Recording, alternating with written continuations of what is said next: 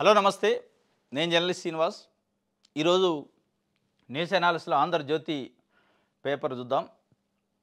వారంలోనే ఆత్మీయ భరోసా 261 కోట్ల విడుదలకు సర్కారు కసరత్తట. గతంలో 83,887 మంది కూలీలకే ఆర్థిక సాయం, మిగిలిన 4,35,304 మందికి ఇప్పుడు చెల్లింపులు. బిల్లులు సమర్పించిన గ్రామీణ అభివృద్ధి శాఖ ఉద్యోగుల వేతనాల చెల్లింపులు పూర్తవగానే భరోసాగా నిధుల కేటాయింపు, తొలి విడత వేగంగా పూర్తికి నిర్ణయం. వానాకాలం సీజన్కు సంబంధించి రైతులకు పెట్టుబడి సాయం అందించింది ప్రభుత్వం ఆల్రెడీ రైతు భరోసా పేరుతోని. ఇక ల్యాండ్లెస్ పీపుల్ ఎవరైతే ఉంటారో, భూమి లేని నిరుపేదలకు కూడా మేము ఇందిరమ్మ ఆత్మీయ భరోసా ఇస్తామని చెప్పి ఒక స్కీమ్ను ప్రారంభించింది ప్రభుత్వం. సంవత్సరానికి 12,000, 2 విడతలకు ఒకసారి 6,000, ఒకసారి 6,000. దానికి సంబంధించి లాస్ట్ టైము 83,000 మందికి, సుమారుగా 83,887 మందికి ఇచ్చారు. కానీ ఉన్నది 4,35,000 మందికి పైన ఉన్నారు. ఈ టర్మ్ మొత్తానికి ఇవ్వాలని చెప్పి 261 కోట్ల రూపాయలు కేటాయించారట. కేటాయించడానికి కసరత్ చేయమని ప్రభుత్వం ఆదేశం జారీ చేసిందట. ఈ ఫస్ట్ వీక్లో ప్రభుత్వ ఉద్యోగులకు జీతాలు ఉంటాయి కదా, జీతాలు అయిపోయిన తర్వాత నెక్స్ట్ టాప్ ప్రయారిటీ ఐటమ్గా ఆత్మీయ భరోసా పెట్టుకున్నారు, ఇందిరమ్మ ఆత్మీయ భరోసా. దానికి సంబంధించి ఒక గుడ్ న్యూస్ చెప్పింది. ఎందుకంటే గ్రామాల్లో ఒక చర్చ జరుగుతుంది. కేసీఆర్ 5-6 సంవత్సరాల పాటు రైతు బంధు పేరుతోని భూములు ఉన్న వాళ్ళకి డబ్బులు ఇచ్చిండు, భూమి లేని నిరుపేదలకి నిర్లక్ష్యం చేసిండు అని చెప్పి, కాంగ్రెస్ పార్టీ వస్తే మమ్మల్ని కూడా పట్టించుకుంటా అన్నది, మాకు కూడా ఇస్తా అన్నది. మరి ఇదేం కథ? 9 రోజుల్లో 9,000 కోట్లు మళ్ళీ భూమి ఉన్న వాళ్ళకి వీళ్ళు ఇస్త్రీ, మా పరిస్థితి ఏంది, మాకేదో స్కీమ్ పెట్టారు డబ్బులు ఇవ్వట్లేదని ఒక చర్చ నడుతుంది. ఆ చర్చకు ఫుల్ స్టాప్ పెట్టాలంటే 4,35,000 మందికి సంబంధించి ఆ చర్చను ఆపాలంటే ఆత్మీయ భరోసా ఇవ్వాలి.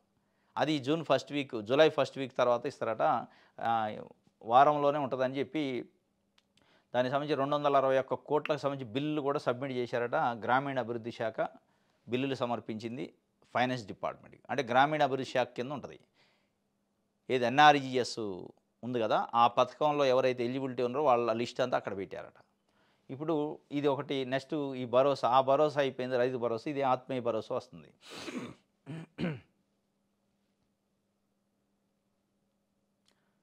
సోషలిస్టు, సెక్యులర్ పదాలను రాజ్యాంగ పీఠిక నుంచి తొలగించాలి.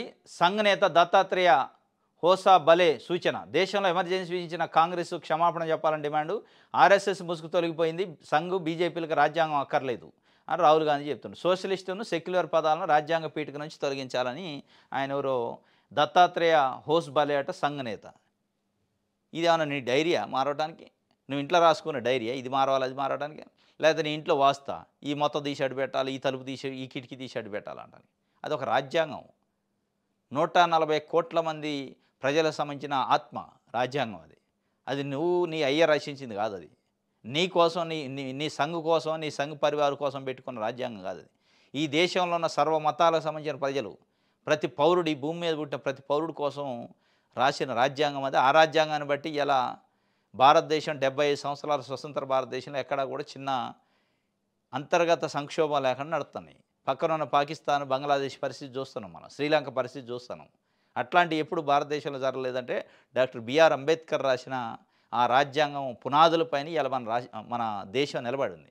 దాంట్లో ఆ పదం తీసేయాలి, ఈ పదం తీసేయాలి. నీ అయ్య జాగిరి అది పదాలు తీసేయడానికి? మీ ఇంట్లో డైరియా, నీ ఆత్మకథ ఇది ఆయన చెప్తే రాహుల్ గాంధీ ముసుగు తొలగిపోయింది బీజేపీది అని చెబుతుండు. ఇంకోటి, ఇందిరమ్మ ఇళ్ళ బిల్లులు రాకుంటే నా ఇల్లు అమ్మి చెల్లిస్తా. పశుసంవర్ధక శాఖ మంత్రి వాకిటి శ్రీహరి తమది చేతల ప్రభుత్వం అనే వ్యాఖ్య. ఇందిరమ్మ ఇళ్ళకి సంబంధించి బిల్లులు రాకపోతే ఆయన ఇల్లు అమ్మి ఇస్తారట. ఎంతమందికి ఇస్తారు ఇల్లు అమ్మి? మంచి ఆదర్శమే. నిజంగా ఇల్లు అమ్మిస్తే నిజంగా ప్రజా జీవితంలో నాయకులు అంటే, ప్రజానాయకులు అంటే ఇట్లే ఉండాలి. కానీ ఎంతమందికి ఇవ్వగలుగుతారు? ప్రభుత్వం ఒక పాలసీ తీసుకోవాలి. ఒక ఇల్లు అమ్మితే కొంతమందికి ఇస్తారు, మరి మిగతా వాళ్ళకి ఆగితే మరి అప్పుడేమవుతారు? అది కాదు పద్ధతి. ప్రభుత్వం లెక్కనే పనిచేయాలి. ప్రభుత్వం ప్రజలకు సంబంధించిన ఎజెండాను తీసుకోవాలి, నిబంధనల ప్రకారం, రూల్స్ ప్రకారం పనిచేయాలి.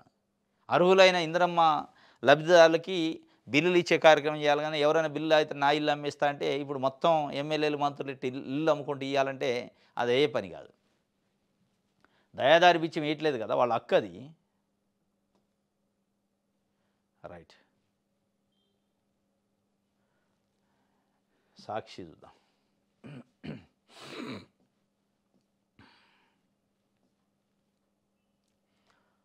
ఐఏఎంసీకి భూ కేటాయింపులు చెల్లదు. కంపెనీల చట్టం కింద నమోదు కాని సంస్థకు ప్రభుత్వం నుంచి ఉచిత భూమి పొందే అర్హత లేదు. ఐఏఎంసీకి భూ కేటాయింపులపై దాఖలైన పిల్పై హైకోర్టు ధర్మాసనం కీలక తీర్పిచ్చింది. భూమిని ట్రస్ట్ విక్రయించుకోవచ్చన్న నిబంధన చట్టవిరుద్ధం. అందువల్ల 3 ఎకరాల 3.70 ఎకరాల భూ కేటాయింపులు రద్దు చేస్తున్నాం. జీవోను కొట్టేస్తున్నా. సెంటర్ పనితీరును ఏమాత్రం ఆశాజనకంగా లేదని వ్యాఖ్య. సంస్థకు ప్రభుత్వ ఆర్థిక సాయం, కేసుల సూచన మాత్రం సమర్థనీయమేనని వెల్లడి. భవిష్యత్తులో ఆడిట్ లేకుండా సాయం కొనసాగించొద్దని సర్కారుకు సూచన.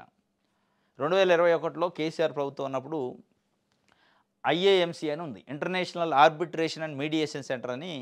ఇది లాకు సంబంధించి, అంటే ఇద్దరు వ్యక్తులు హైకోర్టులోనో లేకపోతే సుప్రీంకోర్టులోనో ఇట్లాంటి కోర్టులలో కేసులు వేసుకుంటే 2 పార్టీలు, ఆ 2 పార్టీల మధ్యలో కేసులు సంవత్సరాలు దశాబ్దాల పాటు కోర్టులలో కొట్లాడుకోకుండా ఏదైనా కొన్ని పార్టీలు ఆర్బిట్రేషన్ అంటే మధ్యవర్తిత్వంతో ఒక రాజీ ప్రయత్నం చేసుకోవడానికి సెంటర్, ఇంటర్నేషనల్కి సంబంధించి ఆర్బిట్రేషన్ అండ్ మీడియేషన్ సెంటర్ మన దగ్గర పెట్టాలని కేసీఆర్ ప్రభుత్వం ఉన్నప్పుడు ట్రై చేసి 3 ఎకరాల 70 సెంట్ల భూమిని, అత్యంత కాస్ట్లీయెస్ట్ భూమి రాయదుర్గం ఏరియాలో కేటాయించింది. ఆ కేటాయించింది కానీ ఆ కేటాయించిన ఉద్దేశంలో చిన్న మెలకు ఉంది. ఆ మెలకు ఏంటంటే భూమిని ట్రస్ట్ విక్రయించుకోవచ్చు అని దాంట్లో కండిషన్. ఇచ్చేది దేనికి? వాడుకునే వరకు ఉండాలి.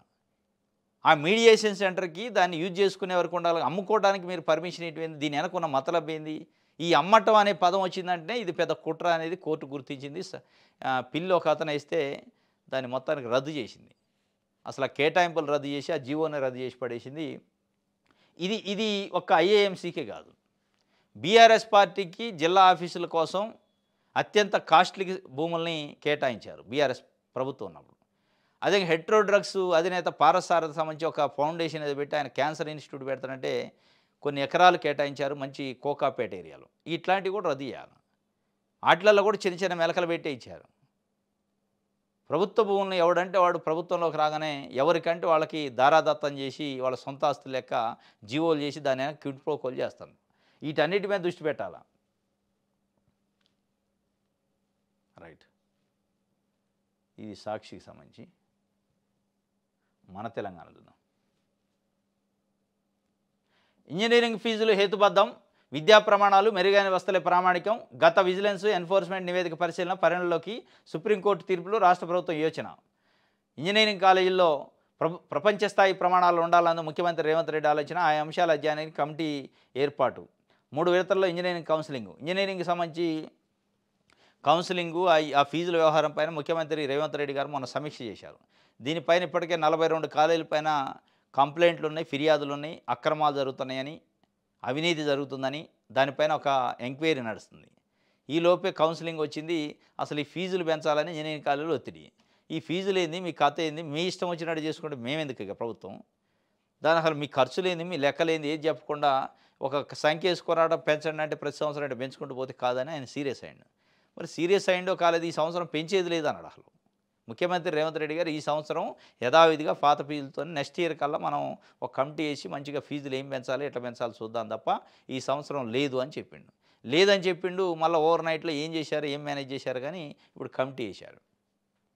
మరి ఈ కమిటీ పాత ఫీజులు ఇప్పుడున్న ఈ సంవత్సరానికి సంబంధించిన ఫీజుల కోసం, వచ్చే సంవత్సరం ఉండాల్సిన ఫీజుల కోసం అనేది ఒక సందిగ్ధత ఉంది. మొత్తానికైతే ఫీజులు హేతుబద్ధంగా ఉండాలంటుండు. ఫీజులే కాదు కాలేజీలు కూడా హేతుబద్ధంగా ఉండాలి. ఇలా 42 కాలేజీల పైన క్రిస్టియన్ జనసమితి రాష్ట్ర అధ్యక్షుడు మాసారం ప్రేమ్ కుమార్ అని ఆయన కంప్లైంట్ చేసిండు. ఆడ కాలేజీలు బిల్డింగ్లు ఉంటాయి కానీ కాలేజీలో విద్యార్థులు ఉండరు, స్టాఫ్ ఉండరు, తాళాలే ఉంటాయి ఇప్పుడు. కానీ అటెండెన్స్ రిజిస్టర్లో అటెండెన్స్ ఉంటుంది, వాళ్ళు వచ్చి హాజరైనట్టు ఉంటుంది, వాళ్ళు ఇక్కడ ఉండరు. కాలేజీలో చదువు ఉండదు, టీచర్లు ఉండరు, పాఠాలు చెప్పరు. అట్లాంటి కాలేజీలు 42 కాలేజీల పైన కంప్లైంట్ ఉంది. ఆ కంప్లైంట్ పైన మీరు చర్యలు తీసుకుంటే అసలు ఎంత హేతుబద్ధంగా ఇంజనీరింగ్ కాలేజీలు నడుతున్నాయి, ఈ కాలేజీలు అనుకున్న లోపాయకారి వ్యవహారాలు ఏందనేది బయటపడింది.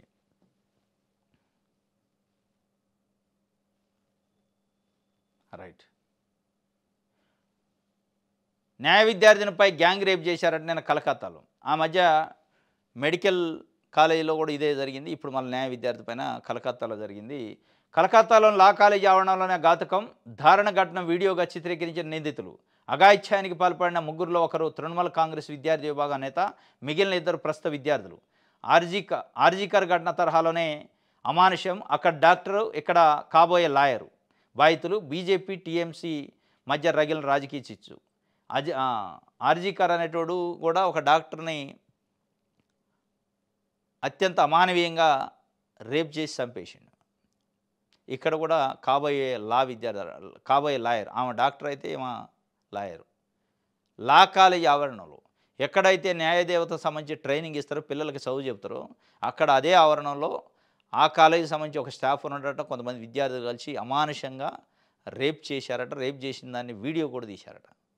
ఇక దీని వెనక మళ్ళీ రాజకీయాలు, తృణమూల కాంగ్రెస్, బీజేపీ మీ ఓడు ఉండంటే మీ ఓడు ఉండని చెప్పి మొత్తానికి జరుగుతుంది. కానీ అన్యాయం జరిగింది పాపం. కలకత్తాలో న్యాయ కళాశాల భవనం ఘాతకానికి పాల్పడిన ప్రధాన నిందితుడు మనోజిత్ మిశ్రా. ఇగో ఈడు దొంగ, కాల్చిపడేయాలి ఇట్లాంటి వాడిని. ఇప్పుడు ఆర్జీకర్ అనేటువంటి నిజంగా ఆ రోజు కాల్చి ఉంటే ఇవాళ ఈ పరిస్థితి ఉండపోయేది. వాడిని మళ్ళీ వాడి మీద ఇన్వెస్టిగేషన్లు, కోర్టుకు తెప్ప, జైలుకు తెప్ప, అన్నం పెట్టి సాగితే ఇక ఇట్లే ఉంటుంది.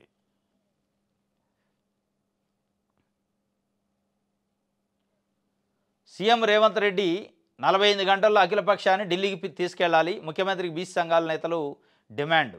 బీసీ సంఘాల నేతలు నిన్న ఒక మీటింగ్ పెట్టారు. సీఎం రేవంత్ రెడ్డి పదే ఎన్నికలు పెడతాం అంటుండే. హైకోర్టు ఆల్రెడీ సెప్టెంబర్ 30 కల్లా ఎన్నికలు పెట్టాలి, రిజల్ట్ కూడా అనౌన్స్ చేయాలని చెప్పింది. మరి 42% మాకు ఇస్తానన్న రిజర్వేషన్ సంగతి ఏంది? ఢిల్లీకి ఫైలు పంపి చేతులు దులుపుకొని ఢిల్లీ వాళ్ళ మీద నెట్టేస్తే కుదరదు.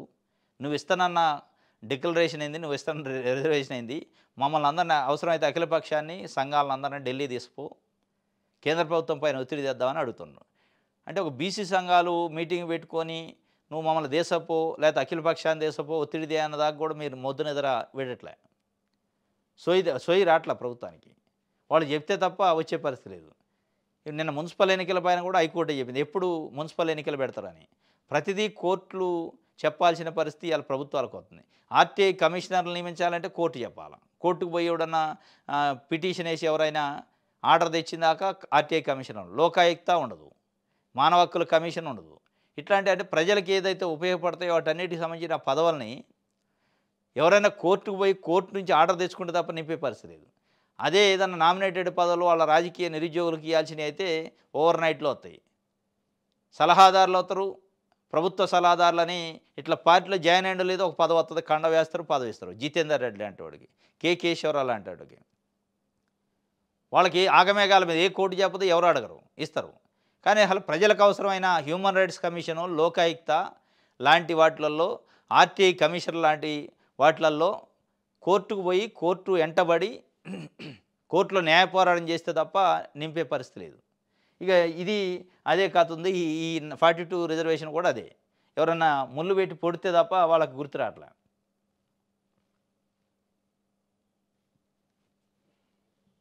వెలుగు చూద్దాం.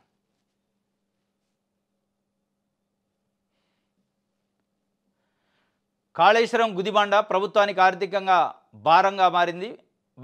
ప్రభుత్వానికి ఆర్థిక భారంగా ప్రాజెక్టు. ఆర్ఈసీ అవుట్స్టాండింగ్ రుణం 17,232 కోట్లట.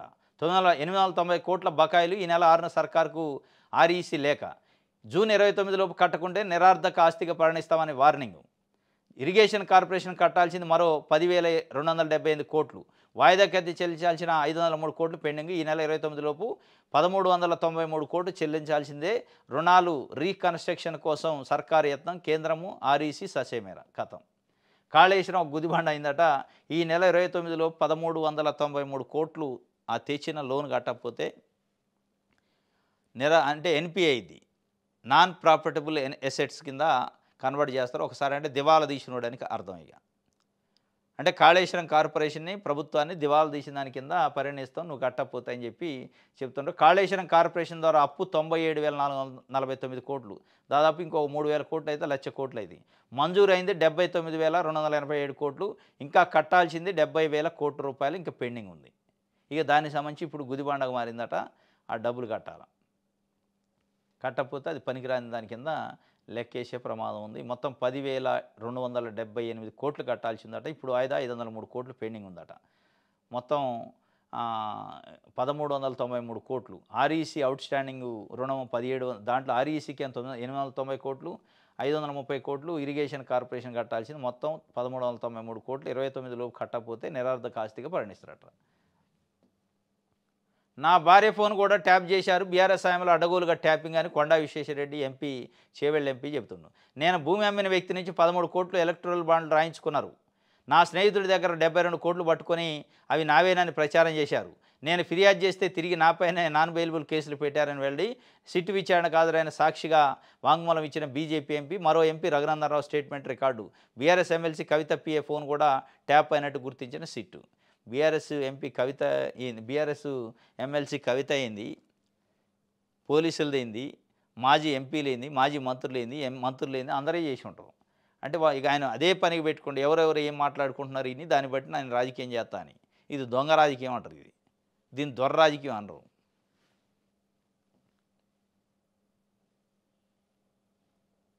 రైట్, ఇది వెలుగు సంబంధించి ఆంధ్రప్రభ. రాష్ట్రానికి బీజేపీ అధ్యక్షుడి ఎన్నిక వేళయే నేడు ఎన్నికల షెడ్యూల్ ప్రకటన. రేసులో ఈటెల ముందంజ ఉన్నాడట. అటు ఏపీలోను ముహూర్తం ఫిక్స్. జూలై 1న 2 రాష్ట్రాల అధ్యక్షుల ప్రకటన. తెలంగాణకు ఎన్నికల అధికారిగా శోభా కరం ద్లాజే, ఏపీకి పీసీ మోహన్. 10 రోజుల్లో 7 రాష్ట్రాల కొత్త అధ్యక్షులట. మొత్తం 10 రోజుల్లో బీజేపీ 7 రాష్ట్రాల కొత్త అధ్యక్షులు పెట్టి దాంట్లో మన 2 తెలుగు రాష్ట్రాలు ఏపీ తెలంగాణ కూడా ఉంది. జూలై 1 కొత్త అధ్యక్షుడు వస్తారట. ఈ కొత్త అధ్యక్షుడి గురించి దాదాపు ఇప్పటికి 20 సార్లు వార్తలు వచ్చినాయి. బీజేపీ అధ్యక్షుడు త్వరలో అని. మరి ఈసారి ఆయన నిజమైందా? ఎందుకంటే ఇన్ఛార్జీలను పెట్టారు, ఎన్నికల అధికారిని పెట్టారు కాబట్టి అవ్వచ్చు. ఈటెల రాజేందర్ మల్కాజ్గిరి ఎంపీ, తెలంగాణ ఉద్యమకారుడు, బీఆర్ఎస్ మాజీ నాయకుడు. ఆయనకి ఇస్తారని బీసీ సామాజిక వర్గం కాబట్టి, తెలంగాణ ఉద్యమకారుడు కాబట్టి, తెలంగాణ వ్యాప్తంగా పేరుంది కాబట్టి ఆయనకి ఇవ్వచ్చు అనేది ప్రధానంగా ఆయన పేరు చర్చ నడుతుంది. తర్వాత నిజామాబాద్ ఎంపీ అరవింద్ కుమారు, Medak MP Raghunandan Rao, Mahabubnagar MP DK అర్ణ, వీళ్ళు 4-5 పేర్లు ప్రధానంగా వినిపిస్తున్నాయి. మాజీ ఎమ్మెల్సీ రామచంద్రరావు పేరు కూడా ఈ మధ్యకాలంలో వినిపించింది. ఆయన్ని కూడా పెడతారు, ఎందుకంటే ఆర్ఎస్ఎస్ సిద్ధాంతకర్త, బీజేపీ నుంచి ఫస్ట్లో ఉండని. మరి వీళ్ళల్లో ప్రధానంగా నిజంగానే బీజేపీ నుంచి ఫస్ట్ నుంచి ఉండాలి, మొదటి నుంచి ఉండాలి, ఆర్ఎస్ఎస్ బ్యాక్గ్రౌండ్ కలిగి ఉండాలంటే ఈటెల రాజేందర్కి రాదు. లేదు, అది మనకు అవసరం లేదు అని ఒకవేళ పార్టీ భావిస్తే ఈటెల రాజేందర్కే వచ్చే అవకాశం ఉంది. ఒకవేళ నిజంగానే ఆర్ఎస్ఎస్గా ఉండాలి, మొదటి నుంచి బీజేపీలో ఉండాలంటే ఈటెల రాజేందర్ లేడు, డీకే అర్ణ లేదు, రఘునందనరావు లేడు, అరవింద్ కుమార్ కూడా లేడు. వీళ్ళందరూ వేరే పార్టీలు, వాళ్ళ నేపథ్యం, కుటుంబాలు రకరకాల పార్టీలు ఉండరు. డీకే అర్ణ కాంగ్రెస్, అరవింద్ కుమార్ కాంగ్రెస్ కుటుంబం, రఘునందనరావు బీఆర్ఎస్ నుంచి ఉండడు, ఈయన బీఆర్ఎస్ నుంచి ఉండు. కానీ బీజేపీ మనం పశ్చిమ బెంగాల్, బీహార్ లాంటి మిగతా రాష్ట్రాలలో చూస్తుంటే, అనేక రాష్ట్రాలలో, అస్సాం లాంటి రాష్ట్రాల్లో చూస్తుంటే అప్పటికప్పుడు వచ్చిన వాళ్ళకు కూడా ముఖ్యమంత్రి అభ్యర్థులుగా అధ్యక్షులుగా ప్రకటించిన దాఖలాలు, విన్ అయిన సందర్భాలు, అది పనిచేసిన సందర్భాలు, ప్రయోగాలని అదే ప్రయోగంలో పోవచ్చు అనేది. ఎందుకంటే వాళ్ళ రాజకీయ పార్టీ, అది మత సంస్థ కాదు కదా. రాజకీయ పార్టీగా రాజకీయంగా లాభం ఎట్లయితే ఉంటుందో అట్లా చేసే అవకాశం ఉంది. వాళ్ళు అవి చూడటం లేదనేది మనం గతంలో వేరే రాష్ట్రాల్లో చూస్తే ఆర్ఎస్ఎస్ కానీ పాత బీజేపీ అనేది చూడటంలే. ఆ టైంలో ఎవరికి ఇస్తే బెనిఫిట్, వాళ్ళని ఎట్లా వాడుకోవాలనేది చూస్తాను. కాబట్టి ఇప్పుడు ఎవరికి ఇస్తే బెనిఫిట్ అనే కాడికి వస్తే ఈటెల రాజేందర్ బీసీ సామాజిక వర్గం, ముదిరాజ్ సామాజిక వర్గం, అది కూడా బీసీలో అత్యంత ఎక్కువ జనాభా ఉన్న, పాపులేషన్ ఉన్న కేటగిరీ. ప్లస్ ఆయన తెలంగాణ ఉద్యమకారుడు, తెలంగాణ వ్యాప్తంగా వెల్ నౌన్ ఫేసు అనే ఉద్దేశంతోనే ఆయనకే ఇస్తారు, ఆయనే ముందంజలో ఉండని ఇది ఒక వార్త. 42% బీసీ పిల్లలకు చట్టబద్ధత కల్పించాలి, మీ సహకారం కావాలి, రాష్ట్రపతి ఆమోదంతో చొరవ తీసుకోవాలి. కేంద్ర మంత్రి రామ్దాస్ అథవాలేకు ఎమ్మెల్సీ కవిత వినతి. ఎమ్మెల్సీ కవిత గారు ఈ మధ్య అందరు బీసీ నాయకుల్ని, మిగతా పార్టీ నాయకులు కాదు, నాకు మద్దతు ఇవ్వండి, 42% రిజర్వేషన్ల కోసం పోరాటం చేస్తున్నాయి. ఆమె బీసీ కాదు, లేదా ఆమె 10 ఏళ్ళు ఉన్నప్పుడు బీసీల కోసం మాట్లాడాలి. కానీ ఇప్పుడు ఎక్కడ లేని బీసీల పైన ప్రేమ వచ్చింది ఆమెకి. ఇక రాజకీయంలో ఉనికి కోసం చేస్తున్నారా, మరి ఎందుకు చేస్తున్నారో తెలియదు, కానీ సరే ఏదైతే చేస్తాను. ఇక దానికి సంబంధించి చాలామంది నాయకులు కలిశారు, మద్దతు ఇవ్వండి అని. ఇక నేను స్వయంగా కేంద్ర మంత్రి రామ్దాస్ అథవాలే ఆయనే స్వయంగా వచ్చి కలిసిండు, నేను మద్దతు ఇస్తా అని. మరి ఏం ఫోన్ చేసిందా, లేదా ఆయనే ఫోన్ చేసి వచ్చిండా, కానీ మొత్తానికైతే కేంద్ర మంత్రిగా ఆయన హోదాలో వచ్చిండు. దీనిపైన రాత్రి కొన్ని పుకార్లు వచ్చినాయి. మోడీ అమిత్ షాని పంపారా రాయబారానికి, ఏదైనా అవసరం అయితే నువ్వు పార్టీ మారేటటువంటి మా దాంట్లోకి రాని.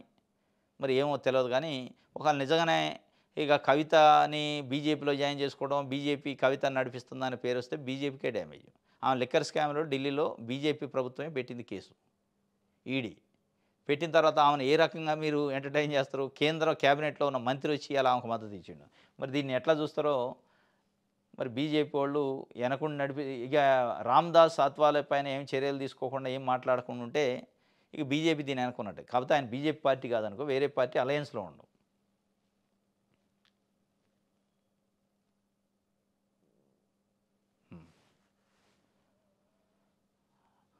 రైట్. ఆయిల్ ఫామ్తో డబ్బు వస్తుందట, రైతుకు లాభం, ప్రభుత్వానికి విదేశీ మార్గద్రవ్యం, అందుకే ఆ పంటను ప్రభుత్వం ప్రోత్సహిస్తుంది. సిద్దిపేటలో భారీ ఆయిల్ ఫామ్ ఫ్యాక్టరీ, గంటకు 120 టన్నుల క్రషింగ్ సామర్థ్యం. ఆగస్టులో సీఎం చేతుల మీదుగా ప్రారంభం. మంత్రి తుమ్మల నాగేశ్వరరావు. హుస్నాబాద్లో మంత్రులు దామోదర రాజనరసింహ, పొన్నం ప్రభాకర్, కోమటిరెడ్డితో కలిసి 250 పడకల ఆసుపత్రి శంకుస్థాపన చేశారట నిన్న. ఆయిల్ ఫామ్తో డబ్బు వస్తుందట. మరి గతంలో సుబాబులు వీటికి కూడా డబ్బు వస్తున్నారు. అందరు వేసిన తర్వాత మళ్ళీ దెబ్బతింది. ఆయిల్ ఫామ్ను బాగా ఎంకరేజ్ అయితే చేస్తుంది ప్రభుత్వం. కానీ మరి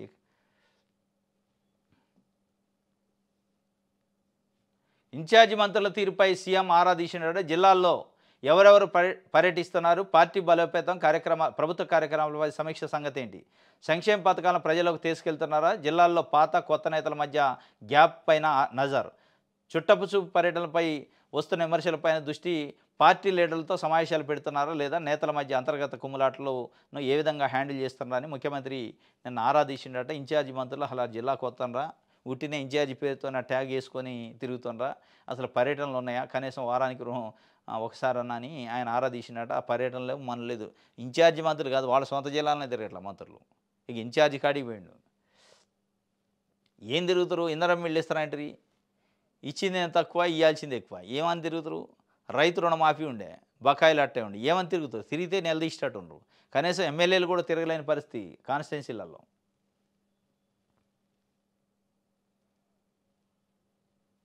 రైట్. కవిత ఇంటికి కేంద్ర మంత్రి అత్వాలే కాల్ చేసి మరీ ఎమ్మెల్సీ వద్దకు, ఇద్దరి మధ్య మర్యాదపూర్వక భేటీ. బీసీ ఉద్యమం, 42% రిజర్వేషన్లపై చర్చ. బీసీ బిల్లును రాష్ట్రపతి ఆమోదించేలా చూడండి, కేంద్ర మంత్రికి వినతి పత్రం అందించిన తెలంగాణ జాగృతి అధ్యక్షురాలు. మరి ఇప్పుడు బీజేపీ ఇక్కడ ఉన్న 8 మంది ఎంపీల సంగతి ఏందో చూడాలి. ఎందుకంటే ఆయన కేంద్రం నుంచి వచ్చి కవితకు ఫోన్ చేసి మరీ కలిసి రిప్రజెంటేషన్ తీసుకున్నాడు ఇంటికి వచ్చి. మున్సిపల్ ఎన్నికల నిర్వహణకు ఆలస్యం ఎందుకు, రాష్ట్ర ప్రభుత్వం ఎన్నికల సంఘానికి హైకోర్టు నోటీసులు. వచ్చే నెల 11కు విచారణ వాయిదా. ఈ ఏడాది జనవరి 26తో ముగిసిన పాలకవర్గం. మున్సిపల్ ఎన్నికల నిర్వహణ ఎప్పుడు, పంచాయతీ ఎన్నికల నిర్వహణ ఎప్పుడు అని ఎప్పటికప్పుడు మొద్దు నిద్రపోతున్న ప్రభుత్వాన్ని ముళ్ళు పెట్టి పొడిచినట్టు చేస్తుంది కోర్టు. అయినా కానీ ముందు పడతలే. రైట్. ఈనాడు చూద్దాం. చెరువుల్లో నీటి దొంగలాట, శిఖము, ఎఫ్టీఎల్, బఫర్ జోన్లో బోర్లు వేసి తోడకం, వేల ట్యాంకర్లతో అక్రమ రవాణా. హైదరాబాద్ చుట్టుపక్కల ఏమైందంటే రాజధాని శివార్లలో నీళ్ల కొరత ఎక్కువ కాబట్టి నీళ్ళ ట్యాంకర్లకు మంచి డిమాండ్ ఉంటుంది. చెరువులు పక్కన బఫర్ జోను, ఎఫ్టీఎల్లోనే అక్రమంగా కొంతమంది రాజకీయ దందా చేసేటోళ్ళు ఇట్లా పలుకుబడి ఉన్నోళ్ళు బోర్లు వేసి ఆ బోర్లలో వచ్చిన నీళ్ళని ట్యాంకర్లు పెట్టి అమ్ముకుంటున్నారు. మరి హైడ్రైడ్ పోయింది. ఎఫ్టీఎల్లలో, శిఖం భూములలో, బఫర్ జోన్లలో బోర్లు వేసి ట్యాంకర్లు నీళ్ళు వేల ట్యాంకర్లు తీసిపోయి అమ్ముకుంటుంటే హైడ్రా ఎక్కడుంది మరి? ఈ హైడ్రా మరి వీళ్ళ కోసం ఉండదు, కేవలం పేదల గుడిసెలను కూలవటానికేనే హైడ్రా. పెద్దోళ్ళకి సంబంధించి ఇట్లాంటి అక్రమ దందాలు చేసేటోళ్ళకి ఏమి లేదేమో. అరే ఉండే గూడును కూల్చి వాళ్ళు తినే కంచంలో మట్టిపోసి హైడ్రా ధ్వంసం చేసింది పేదోళ్ళని. మరి ఏళ్ల కాడికి వచ్చే వాళ్ళకి ఎందుకు పట్టించుకోరు? ట్యాంకర్లు పోతున్నాయి, కళ్ళ ముందు కనపడుతుంది, బోరు ఆడ కళ్ళ ముందు కనపడుతుంది, బఫర్ జోన్ అనేది కళ్ళ ముందు కనపడుతుంది, ఎఫ్టీఎల్ కనపడుతుంది. మరి ఎడిపోయింది రంగనాథ్ గారు, హైడ్రా కమిషనరు? మాటలేం పెద్దగా ఉంటే చేతలేం ఇక ఇట్లాంటివి ఉండే. రైట్. ఇది ఈనాడు సంబంధించి. ఇది ఈరోజు న్యూస్ ఛానల్స్. రేపు తాజా వార్తలతో తిరిగి కలుసుకుందాం. Thank you.